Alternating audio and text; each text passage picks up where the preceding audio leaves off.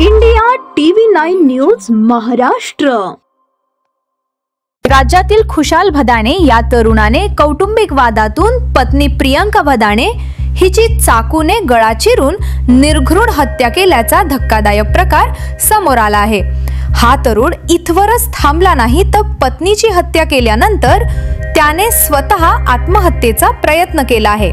दरम्यान पत्नीच्या आक्रोशामुळे ग्रामस्थांनी भदाणेच्या घराच्या दिशेला धाव घेतली होती। त्यामुळे आत्महत्येच्या प्रयत्नात असलेल्या तरुणाचा जीव वाचवण्यात ग्रामस्थांना यश आले। मात्र पत्नीचा गळा चिरल्याने प्रियंका या महिलेचा जागीच मृत्यू झाला। जळगाव जिल्ह्यातील पाचोरा तालुक्यातील जारगाव येथे पहाटे 5:30 वाजेच्या सुमारास घडलेल्या या थरारक घटनेमुळे खळबळ उडाली आहे।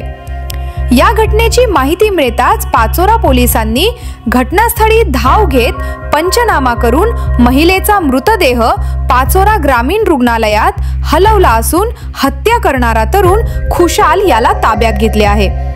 खुशाल आणि प्रियंका हे पती पत्नी मूळचे छत्रपती संभाजीनगर जिल्ह्यातील सोयगाव तालुक्यातील निमोरा या गावातील रहिवासी होते।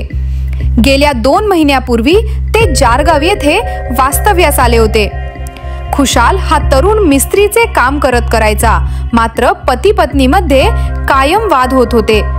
चारित्र्याच्या संशयावरून हा वाद असल्याने स्वतःचे गाव सोडून ते 2 महिन्यापूर्वी जारगावमध्ये राहायला आले होते आणि याच संशयावरून खुशालने प्रियंकाची गळा चिरून हत्या करत आत्महत्या करण्याचा प्रयत्न केल्याची प्राथमिक माहिती समोर आली आहे।